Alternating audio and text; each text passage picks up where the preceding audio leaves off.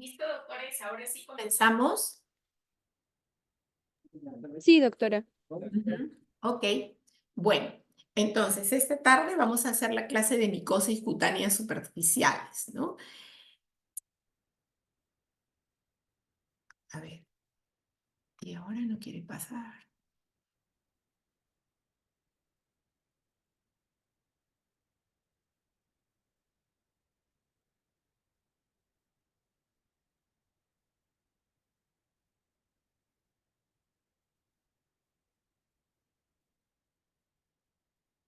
Estaba corriendo súper bien, ya, ahora sí.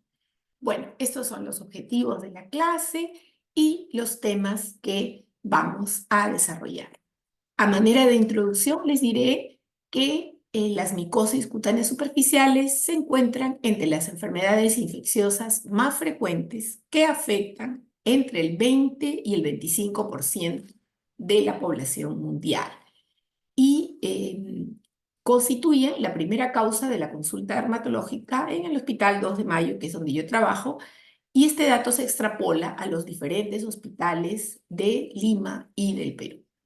Se dice pues que las micosis cutáneas superficiales son tan, pero tan comunes, tan frecuentes, que todos los que vivimos en condiciones civilizadas, en algún momento de nuestra vida vamos a vernos afectados, ya sea que vamos a tener una tiña capitis o una tiña manus o una onicomicosis, pero en algún momento vamos a padecer alguna micosis cutánea superficial.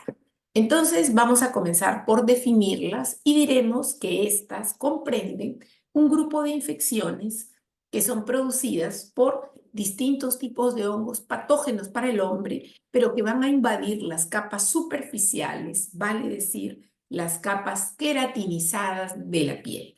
Entonces nos estamos refiriendo a la epidermis y a los anexos cutáneos, piel, pelos y uñas.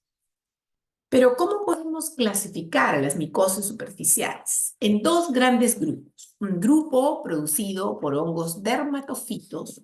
Los hongos dermatofitos son queratinofílicos, quiere decir que tienen afinidad por estructuras que contienen queratina, y estas van a constituir las llamadas dermatofitosis o tiñas. Entonces, cuando ustedes escuchan la palabra tiña, tiña igual dermatofito. Pero no todas las micosis cutáneas superficiales son producidas por hongos dermatofitos. También hay un grupo producida por hongos no dermatofitos y acá vamos a revisar a las pitiriasis versicolor y a las candidiasis localizadas. Entonces, abundando un poco más en lo referente a los dermatofitos, diremos que estos son hongos filamentosos que van a tener características taxonómicas, características antigénicas, fisiológicas y patológicas similares, existiendo tres géneros de dermatofitos. Un primer género llamado tricofitum. Los tricofitum van a parasitar piel, pelos y uñas. Como ejemplo, mencionamos al tricofitum rubrum. Dicho sea de paso, el tricofitum rubrum es el dermatofito más común. El segundo género lo constituyen los epidermofitum, parasitan piel y uñas, más no pelos, o si lo hacen es en forma excepcional. Y el último género, los microsporum, que parasitan piel y pelos, pero no uñas. Y acá encontramos al Microsporum canis y al Microsporum audui. Pero existe también una clasificación epidemiológica que los va a catalogar como geofílicos, aquellos que parasitan el suelo, como por ejemplo el Microsporum gypsum, zoofílicos aquellos que parasitan animales, como por ejemplo el Microsporum canis y el Trichophytum mentagrophytes, y antropofílicos aquellos que parasitan al hombre, como el Trichophytum rubrum. Por lo tanto, acá la transmisión va a ser interhumana y hablamos nuevamente del Trichophytum rubrum, ¿no? Esperen un segundo que quiero renombrar acá.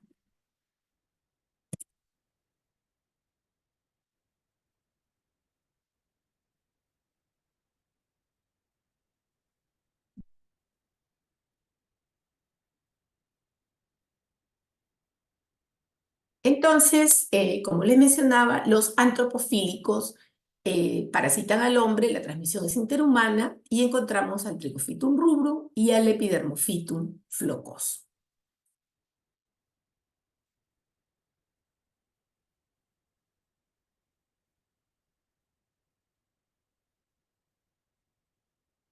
Ahora no corre. No sé qué pasa con esto.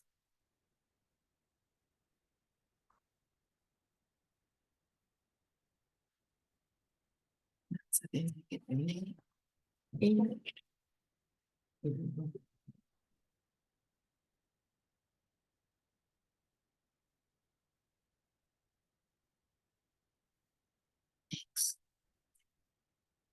Entonces, acá tenemos nuevamente la clasificación epidemiológica en antropofílicos, zoofílicos y geofílicos y una imagen al microscopio óptico de cómo se ven los dermatofitos, se les llama hongos filamentosos, porque son como filamentos, ¿no? Como filamentos, las hifas y los filamentos. Si tuviéramos que hablar de la patogénesis, de por qué se producen estas micosis cutáneas superficiales, diríamos que los dermatofitos no infectan la piel indemne. Para atacar el estrato córneo, debe estar muerto o dañado, porque como sabemos, la piel cumple una función de protección. Entonces, si la epidermis está indemne, lo más probable es que no nos vamos a contagiar de micosis cutáneas superficiales. Entonces, en el estrato córneo, vamos a ver que para que se produzca la micosis cutánea superficial, tenemos que hablar de dos factores, ¿no? La duración y el tamaño y la duración de dos factores, que es el índice de desarrollo del hongo y el índice de la renovación epidérmica, ¿no? Sabemos que el índice de renovación epidérmica, o lo que se conoce como el turnover normal, de las células de la piel, de los queratinocitos, que es el tiempo que demora en llegar un queratinocito desde la capa basal hasta el estrato córneo, perder su núcleo y convertirse en un corneocito y descamar, son 28 días. Entonces, ese es el índice de renovación epidérmica. Entonces, el índice de desarrollo mitótico o micótico, en este caso, debe ser igual o debe exceder al índice de renovación epidérmica para que el microorganismo pueda ser eliminado. De lo contrario, no se va a eliminar y va a permanecer ahí el hongo, ¿no? Entonces, la respuesta inflamatoria del borde de la lesión estimularía un aumento del índice de renovación epidérmica para eliminar al microorganismo como un mecanismo de defensa del organismo, y los dermatofitos situados más lejos van a mantener la infección. Por eso es que siempre cuando hablamos de tiña corporis, sobre todo, vamos a ver que estas son placas eritematoescamosas que tienen un borde bien definido. Entonces, ¿cuáles son las fuentes de infección? ¿Cómo es que nos vamos a contagiar de estas micosis cutáneas superficiales? Nos podemos contagiar a través de personas infectadas sintomáticas, es decir, a través de un enfermo que contagia a un paciente, a una persona sana. Pero también nos podemos contagiar a través de los que se llaman portadores sanos, que son personas que no tienen ninguna sintomatología, no tienen ninguna signología, pero que si nosotros hacemos un examen micológico, por ejemplo, de los espacios interdigitales de los pies, vamos a encontrar a ese nivel que van a haber dermatofitos y que el cultivo va a ser positivo. Entonces, estos son los portadores sanos y también constituyen una fuente importante de infección. También a través de animales domésticos infectados, hoy en día que es tan común que las personas tengan mascotas en sus casas. Mascotas de todo tipo, no solo perros y gatos, sino conejos, hámster, ¿no? Todos estos pueden tener en su pelaje también dermatofitos. A través de vehículos contaminados, hablamos de calzado, de material contaminado, de compartir sombreros, prendas de uso íntimo, zapatos, peines, ¿no? Y también a través de la extensión de infecciones en piel. Vale decir que, por ejemplo, una persona que tiene una onicomicosis se contagia una tiña manus o una tiña corporis. La piel también va a tener mecanismos para defenderse, ¿no?, de esta agresión de los hongos. Entonces, estos mecanismos pueden ser inmunológicos y mecanismos no inmunológicos. En los inmunológicos hablamos de que los antígenos dermatofíticos, al situarse en la capa córnea, van a estimular una respuesta del sistema inmune tipo 4, ¿no?, para, digamos, contrarrestarlos, y también va a haber una inmunidad humoral que va a despertar, ¿no?, con la producción de inmunoglobulina G, M, A, E, precipitinas y hemaglutininas. Y también mecanismos no inmunológicos como lo constituye la integridad de la barrera cutánea, la velocidad de crecimiento epidérmico, la presencia de patógenos que mantienen a la piel con una flora bacteriana normal y en un equilibrio, ¿no? ¿Y qué factores van a ser predisponentes, ¿no? Por ejemplo, el clima, ¿no? En climas húmedos y tropicales va a haber mayor número de infecciones micóticas, ¿no? Esta es la época en donde vemos que los micosis disminuyen, ¿no? Pero durante el verano es la época en que es el pan de cada día de la consulta, ¿no? También los malos hábitos higiénicos, ¿no? El hacinamiento, la falta de costumbres rigurosas de higiene, el baño diario, el cambio de ropa, ¿no? Todo eso va a contribuir, va a ser un factor predisponente. El uso de zapatos cerrados, el uso de zapatillas, ropa de material sintético. También el sufrir traumatismos, diabetes, recibir tratamientos inmunosupresores, también corticoterapias prolongadas pueden hacer que los hongos se exacerben. Algunas prácticas deportivas, por ejemplo, los que nadan, los surfistas que mantienen la piel en constante humedad, más aún de lo que tenemos en el clima habitual. Y por supuesto, pues las infecciones por HIV, que hoy en día también son muy frecuentes. Bueno, con este preámbulo vamos a comenzar entonces a describir las distintas micosis cutáneas superficiales y vamos a hacerlo en forma topográfica, comenzando por arriba, por la cabeza. ¿Por qué? No podemos hacer una clasificación etiológica porque un mismo agente etiológico puede producir tanto una tiña capitis como una tiña corporis. Entonces, vamos a referirnos al área topográfica comprometida. Y así comenzaremos por la tiña capitis y diremos que esta no es otra cosa que la invasión del pelo del cuero cabelludo por dermatofitos, que se considera una enfermedad casi exclusiva de niños, con dos formas clínicas de presentación. Una forma seca o tonsurante y una forma inflamatoria o también llamada Kerrion de Celso. Entonces, si ustedes reciben en la consulta a un niño que viene con esta lesión, lo primero que tenemos que hacer nosotros es describir la lesión para plantear un diagnóstico sindrómico y un diagnóstico luego por enfermedad. Entonces, siguiendo todos los parámetros habituales de la descripción de una lesión, comenzamos con el tipo de lesión, la localización, la forma o configuración, el número, el tamaño, color, los bordes, la consistencia y los síntomas asociados. Diremos entonces que este niño tiene una placa, ¿no? En el cuero cabelludo tiene una placa.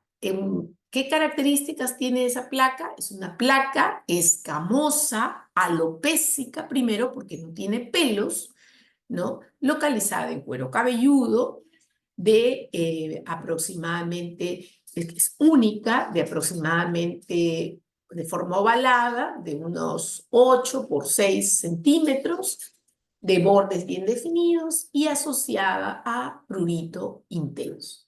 Entonces, cuando nosotros tenemos en el cuero cabelludo una placa alopécica, descamativa, pruriginosa, en un niño, la primera posibilidad que tenemos que plantear es que se trate de una tiña seca o tonsurante. ¿Qué ha pasado acá? Que el hongo ha invadido la vaina externa del pelo, en ese caso hablamos de una parasitación ectótrica, o ha invadido el interior del tallo piloso, en ese caso hablamos de una parasitación endótrica. Pero las características clínicas van a ser así: una placa alopécica descamativa pruriginosa. Puede ser única, pueden ser múltiples. Vamos a ver que los pelos van a estar rotos a nivel de la emergencia de los pelos o a pocos milímetros de la emergencia. Y vamos a ver ahora la otra variante que se llama Querium de Celso. Esta es una variante diferente. Aquí el niño lo va a traer la madre, pero va a manifestar dolor, puede tener alza térmica, malestar general, ¿no? En el caso anterior, el niño va a estar totalmente activo, totalmente tranquilo, ¿no? Pero acá no, el niño va a quejarse de que le duele y de que puede tener otros síntomas, otras manifestaciones sistémicas, ¿no? Entonces, hablamos de que acá, en esta variante de la tiña, hay destrucción de tallos pilosos. ¿Por qué? Porque generalmente los dermatofitos asociados son dermatofitos zoofílicos o geofílicos que tienen componentes antigénicos muy diferentes a los antropofílicos y por lo tanto van a producir una reacción inflamatoria perifolicular intensa mediada por procesos inmunológicos. Entonces acá ya no vamos a ver lo que llamamos una placa eritematoescamosa, sino vamos a ver una placa granulomatosa, también le llamamos placa pseudotumoral, que va a tener orificios, va a estar polifistulizada, y por esos orificios va a salir un contenido purulento, como lo estamos evidenciando acá, ¿no? Orificios, ¿no? Por donde sale un contenido de pus. Y miren acá, este niño tiene 2 de estas placas, entonces esto le duele, esto le puede producir fiebre, esto generalmente se sobreinfecta. Y acá tienen otra fotografía mucho más evidente, ¿no? Donde la pus está saliendo por esos múltiples orificios. Entonces, en el caso de la tiña seca o tonsurante, no hay mayor problema porque recibe tratamiento y va a ser totalmente reversible. Pero acá hablamos de que hay un daño a nivel del folículo piloso. Al haber ese daño, lo más probable es que como resultado tengamos una alopecia cicatricial. Quiere decir que en estas zonas donde ha habido destrucción de los tallos pilosos, probablemente no van a volver a crecer pelos. Y ahora vamos a ver la tiña de la barba, ¿no? Que es la infección por dermatofitos, generalmente zoofílicos, de los pelos de la barba y el bigote, que se presenta en varones adultos, en zonas rurales, y que va a tener 2 formas clínicas de presentación. Una tipo foliculitis y otra tipo Kerry. Vamos a ver. Esta es la primera variante de la tiña barbae, ¿no? ¿Qué cosa hay? Vemos que hay pústulas y hay pápulas, ¿no? Esto probablemente al inicio en el área del bigote, ¿no? De la barba, del bigote. Esto probablemente en un inicio ha sido tratado como una foliculitis superficial, pero al no ceder con el tratamiento antibiótico se le hace un cultivo y encontramos dermatofitos. Entonces, esto es una tiña barbae foliculitis-like, que se parece a una foliculitis.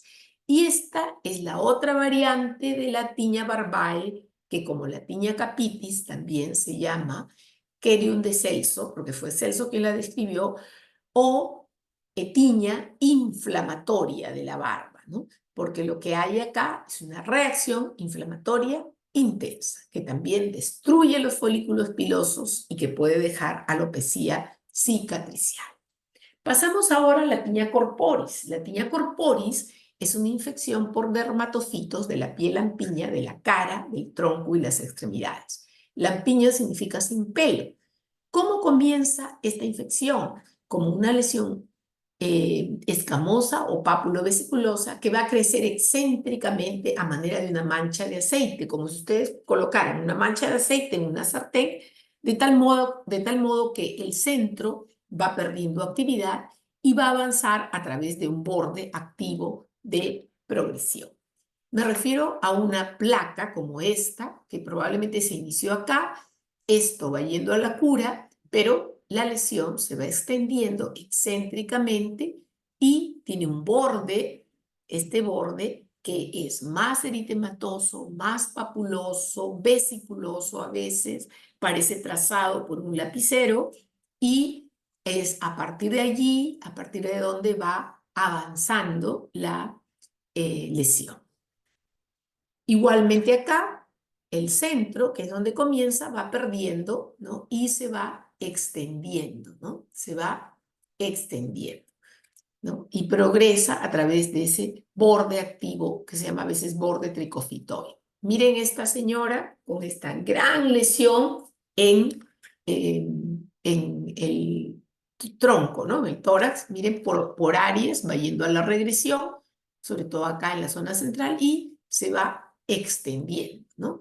Igual acá, en las manos, el centro también tiende a ir a la cura y se va extendiendo a través de los bordes, ¿no? Acá también este niño tiene en la cara lo que se llama tiña facies, ¿no? Pero siempre para no equivocarse en el diagnóstico, la clave es buscar ese borde de la lesión, un borde a través del cual la lesión se va extendiendo. A veces puede tomar formas muy caprichosas, como acá, que tiene una forma medio arciforme, y se llama tiña corporis, o en este caso tiña facies, figurada, ¿no? Porque toma formas así, figuradas. Y en este momento vamos a ver lo que se llama la tiña incógnita, que no es otra cosa que una tiña que ha sido mal diagnosticada y se le ha dado corticoides, de modo que los corticoides han hecho que la lesión se enmascare y se descaracterice.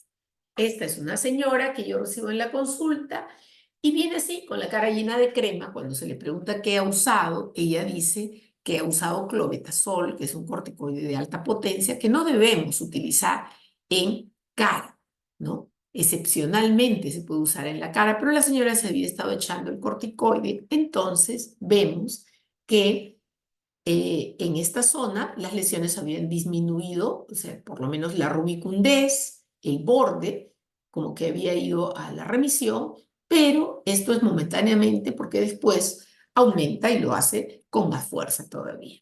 Y acá vemos otra paciente que también tiene lesiones que comprometen prácticamente la cara, ¿no? Toda la cara, y por área se puede notar un borde, pero esto es confundido con una rosácea y se le llama también tiña enmascarada rosácea-like. Vamos ahora a la tiña cruris, que es la segunda dermatofitosis más frecuente, que se presenta generalmente en varones adultos, donde el hongo más común es el Epidermophytum flocosum y el Trichophytum rubrum.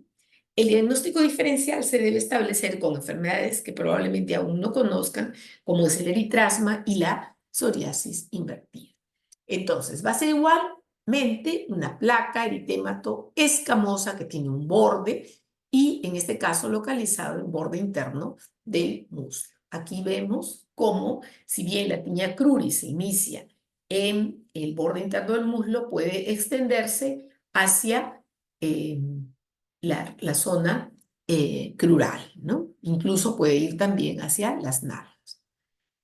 En lo referente a la tiña pedis, esta va a ser, pues, considerada la dermatofitosis más común, que tiene una incidencia hasta del 70% de etiología antropofílica, porque generalmente es el Trichophytum rubrum el que está implicado, por lo tanto la transmisión es interhumana y se ve favorecida por el calor, por la sudoración, por el tipo de calzado, por los malos hábitos higiénicos y la presencia de portadores sanos. ¿Qué variantes vamos a encontrar? Una variante intertriginosa. Intertriginosa viene de intertrigo, o sea, una lesión que está localizado en espacios interdigitales. Disidrosiforme, que viene de disidrosis, que es una expresión de atopía, donde vamos a ver vesículas. E hiperqueratósica viene de queratosis, que es aumento de grosor de la capa córnea. Entonces vamos a encontrar una tiña en lo que le llamamos tiña en mocasín. Esta de acá, que se presenta en los espacios interdigitales con descamación y maceración, se le llama tiña pedis intertriginosa. Acá, si vemos costras, significa que antes de las costras han habido vesículas, porque la costra es el resultado de la evolución de una vesícula. Por lo tanto, esto es una tiña pedis disidrosiforme. Y acá, que vemos que todas las plantas del pie están escamosas, ¿no? Totalmente escamosas, esto que es una forma ya más crónica, prácticamente un hallazgo, a veces en pacientes muy ancianos, es lo que se llama tiña pedis hiperqueratósica. En relación a la tiña manus, esta es una dermatofitosis antropofílica, donde generalmente se compromete la mano derecha, porque la mano derecha, la mayoría somos diestros, pero puede ser bilateral, y las variantes clínicas son la intertriginosa, la disidrosiforme y la hiperqueratósica. El diagnóstico diferencial lo vamos a establecer con las dermatitis de contacto. Vemos acá esta mano que es totalmente escamosa, ¿no? Parece que se hubiera echado tal cual la mano, se nota un poco más la hiperlineabilidad palmar, ¿no? Y probablemente es muy pruriginosa. Entonces a esto se le llama tiña manus, ¿no? Y finalmente la onicomicosis, al comienzo de la clase yo les dije, dermatofitos igual tiñas. Entonces cuando el hongo se compromete o se localiza en la uña, no hablamos tanto de tiña ungium, ¿no? Porque no solo entran dermatofitos a la uña, sino también otro tipo de hongos. Por eso es que el diagnóstico más correcto es decir onicomicosis, porque esta afección de la uña, si bien en la mayoría de los casos producida por dermatofitos, en el 91% de los casos, también puede ser producida por levaduras en el 6% y hongos oportunistas en el 3%. ¿Qué variantes clínicas hay en relación a la onicomicosis? Según la forma como el hongo invade la uña, podemos decir que es una tiña pedis, vamos a ver acá, subungueal distal, cuando lo primero que se compromete es el estrato córneo del hiponiquio, acá, y el hongo entra de la zona distal a la zona proximal. Esta es a la inversa, onicomicosis subungueal proximal, porque lo primero que se ha comprometido es el pliegue posterior de la uña. Entonces el hongo entra de la región proximal y va avanzando hasta la zona distal. Y esta es la onicomicosis blanca superficial, en donde se compromete simultáneamente toda la lámina ungueal, ¿no? Y la transforma de una coloración blanquecina, por eso es que se le llama onicomicosis blanca superficial. Bueno, con esto hemos terminado todo lo que tiene relación a los dermatofitos. En cuanto a la clínica y para el diagnóstico, sabemos que tenemos que hacer un examen micológico directo con KOH al 10% y un cultivo en agar sabudo para poder ver las características macroscópicas o las características del hongo. Por ejemplo, este que tiene una tonalidad medio rojiza es el Trichophytum rubrum. Así se ve en el cultivo. Y ahora vamos al tratamiento. ¿Cuál es el tratamiento de la tiña seca o tonsurante?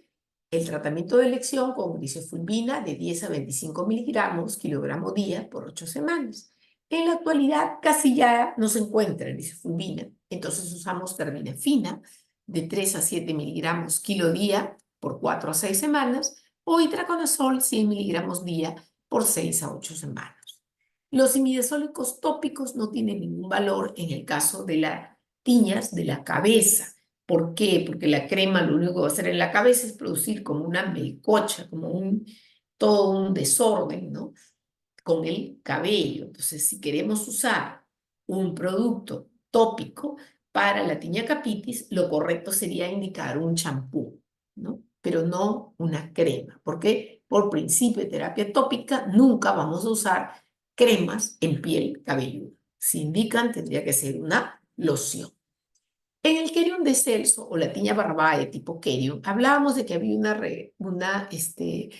reacción inflamatoria intensa, ¿no? Por lo tanto, esto también es considerado una tiña inflamatoria, aunque parezca contradictorio, tenemos que indicar corticoides sistémicos en un inicio. Puede ser prednisona a 0,5 miligramos kilo día por una semana.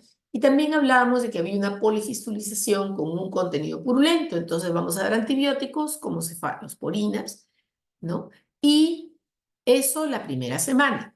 La siguiente semana ya pasamos al tratamiento de fondo, que es el tratamiento de los hongos, que lo podemos hacer con gruciofulvina o con terbinafina.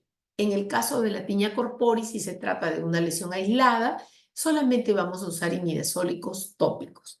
Pero si la lesión es inflamatoria, está diseminada, o en el caso de la tiña cruris, de la tiña pedis o de la tiña manus, sería necesario dar asociado a la terapia tópica también tratamiento sistémico. Y aquí vamos a usar fluconazol 150 miligramos semanales por 4 a 6 semanas, o en su defecto itraconazol 200 miligramos día por una semana, o terbinafina 250 miligramos día por 2 semanas. Y aquí un cuadro de los antimicóticos tópicos. Los hay muchos en el mercado nacional, pero es mejor manejar pocos, pero bien manejados, ¿no?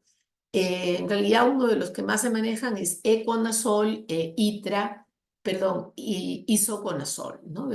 Estamos hablando de los tópicos. En el caso de las onicomicosis, el tratamiento generalmente se va a dar con pulsos de itraconazol, 400 miligramos día por una semana al mes por 2 meses en uña de las manos, y 400 miligramos día por una semana al mes por 3 meses en los pies. En caso de fluconazol, que es el que más usamos por el costo y por la facilidad del tratamiento, vamos a usar 150 miligramos semanales hasta la cura clínica, que en promedio son 6 meses, o terbinafina, 250 miligramos día por 6 a 12 semanas si se trata de manos, y por 12 a 16 semanas si se trata de uñas de los pies. Entonces, con esto hemos terminado la clase de la primera parte de micosis superficiales dermatofíticas, y ahora pasamos a las micosis superficiales no dermatofíticas. Acá vamos a hablar de la pitiriasis versicolor, que es común, cosmopolita, se presenta en adultos jóvenes, es crónica recidivante y es producida por especies de Malassezia, que en su forma micelar o patógena se llama Pityrosporum orbiculare o Pityrosporum ovale. Además, este Pityrosporum ovale va a ser saprofito de la piel y va a ser lipofílico. Vemos que acá ya no vamos a hablar de hifas, sino de levaduras, ¿no? Que son estas redondelas, ¿no? Por eso se les llama levaduras, por eso se le llama a veces en tallarín con albóndigas, ¿no? Porque vamos a ver solamente unas pequeñas lesiones lineales y levaduras. Ahora, la enfermedad, la pitiriasis versicolor, se va a producir en condiciones especiales, como pueden ser el desarrollo excesivo de la población de Pityrosporum ovale, el excesivo calor, se llama también el hongo de verano, cuando hay una cierta predisposición genética, estados de malnutrición o inmunosupresión. También se va a relacionar con otras enfermedades como dermatitis seborreica, en donde sabemos también hay un aumento de la presencia del Pityrosporum ovale. Se cree que el hongo desarrolla una enzima que va a interferir con la melanina o componentes tóxicos y que van a destruir a los melanocitos. Entonces, hablamos de una levadura que bajo determinadas condiciones se vuelve de esa profita en patógena. Por lo tanto, el contagio no existe o si lo hay sería excepcional. Clínicamente, ¿cómo vamos a ver? Como máculas hipocrómicas descamativas localizadas en áreas seborreicas, porque estamos hablando de un hongo que es lipofílico, o sea, que tiene afinidad por estructuras, o sea, por la grasa, ¿no? Por zonas que contengan grasa. ¿Cuáles van a ser las zonas? Tronco, cuello, espalda, hombros. Palmas y plantas no, porque aquí no hay glándulas sebáceas. Y le llamamos versicolor, porque si bien la mayoría de las veces puede ser eh, hipopigmentadas, estas lesiones, como las que vemos acá, también pueden ser hiperpigmentadas. Entonces hablamos de versicolor. Bien, en el caso de esta niña pequeñita, también máculas hipocrómicas, ¿no? El diagnóstico de la pitiriasis versicolor es un diagnóstico clínico por lo general y el examen micológico directo se puede hacer con cinta adhesiva, donde vamos a encontrar las pseudohifas y las levaduras. El tratamiento es con productos tópicos que tienen efectos exfoliantes como jabones, lociones, cremas con azufre, con ácido salicílico, porque está localizada la levadura muy superficialmente en la epidermis, ¿no? Pero también en las formas localizadas podemos usar imidazólicos tópicos 2 veces al día por 4 a 5 semanas y en las formas generalizadas o recurrentes podemos usar itraconazol 200 miligramos día por 1 semana o fluconazol 150 miligramos semanales por 4 semanas. Y por último, vamos a revisar las candidiasis superficiales. La cándida es una levadura oportunista, saprofita habitual de la mucosa del tubo digestivo. Van a existir entre 150 y 200 especies de cándida. Solamente de todas estas 200 especies, un pequeño grupo va a tener poder patógeno como la cándida albicans y la cándida cruzei. Su presencia en piel siempre va a ser patológica y va a dar diversas manifestaciones clínicas. Esto, por ejemplo, es un intértrigo candidiásico que aparece en áreas interdiginosas, en el surco submamario, creo que acá también vemos en los espacios interdigitales, igual acá en espacios interdigitales, en los genitales, ¿no? La balanitis candidiásica, en la mujer, la vulvovaginitis candidiásica, que va a producir pues, una secreción blanco-amarillenta, ¿no? La candidiasis orofaringea, que es la que se presenta en la mucosa oral y que en pacientes jóvenes, como este que estamos viendo, puede considerarse eh, un marcador de HIV. También se puede presentar en los ángulos de la boca, en cuyo caso le llamamos boquera, ¿no? En la lengua, glositis, ¿no? Y en las uñas, que da manifestaciones muy similares a cualquier dermatofito. O sea, clínicamente no podemos decir esto es por levadura, esto es por dermatofito, porque es indistinto, ¿no? Y el tratamiento, en el caso de los intértrigos, como estamos hablando de zonas donde hay superposición de piel, vamos a utilizar compresas de solución de buró 1 en 20, la solución de buró es en su acetato de aluminio, y lo que va a hacer es coagular proteínas. También podemos usar tópicamente nistatina o imidazólicos, y en casos extensos podemos usar ya, adicionado a estos tópicos, fluconazol 150 miligramos semanales por 4 a 6 semanas. En el caso de la candidiasis oral, vamos a usar miconazol gel o nistatina gel asociado a fluconazol 150 miligramos semanales. Y por último, el tratamiento de la sonicomicosis va a ser igual en el caso de los dermatofitos o en el caso de las levaduras. Bueno, y hasta aquí es la clase de micosis cutáneas superficiales y si tienen alguna pregunta, estoy llana a responderla. Muy bien. ¿Alguna duda?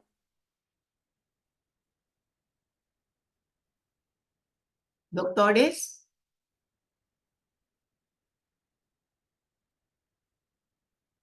¿todo está claro? Sí, doctora. Sí. ¿No tienen ninguna pregunta?